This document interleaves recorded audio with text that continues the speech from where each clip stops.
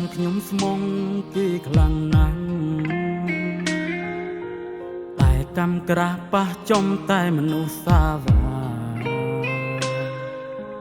ព្រំលីខិតអើយអ្នករវល់ទៅណាដឹងទេសងសាខ្ញុំនាងសំបែកហើយ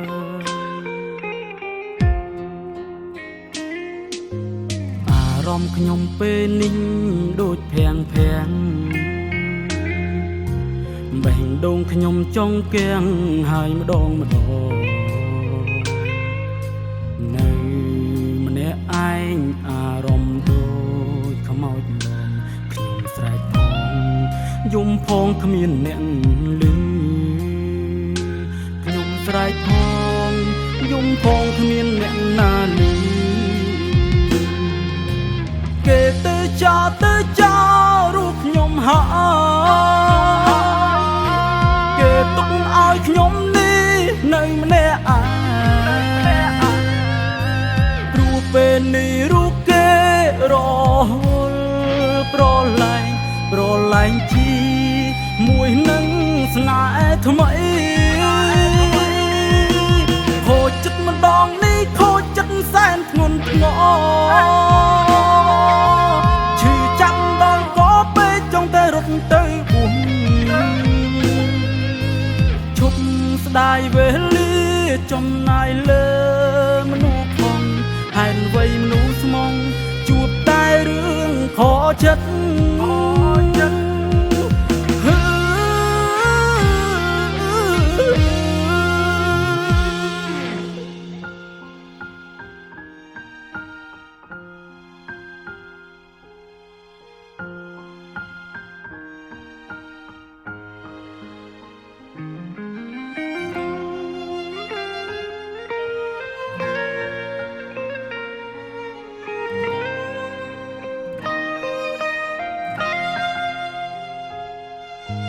អារម្មណ៍ខ្ញុំពេលនេះ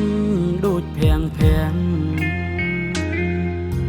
បេះដូងខ្ញុំចង់កៀងហើយម្ដង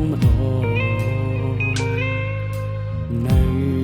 ម្នាក់ឯងអារម្មណ៍ដូចខ្មោចលំខ្ញុំស្រែកផងយំផងគ្មានអ្នកឮខ្ញុំស្រែកផងយំផងគ្មានអ្នកណាឮគេទៅចោលរូបខ្ញុំហើយគេទុកឲ្យខ្ញុំនេះនៅម្នាក់ឯងព្រោះពេលនេះរូបគេរហូតប្រឡែងជាមួយនឹងស្នេហ៍ថ្មីខូចចិត្តម្ដងនេះខូចចិត្តសែនធ្ងន់ធ្ង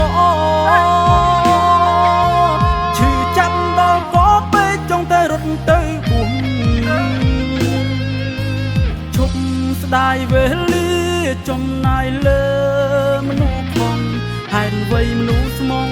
ជួបតែរឿងខកចិត្ត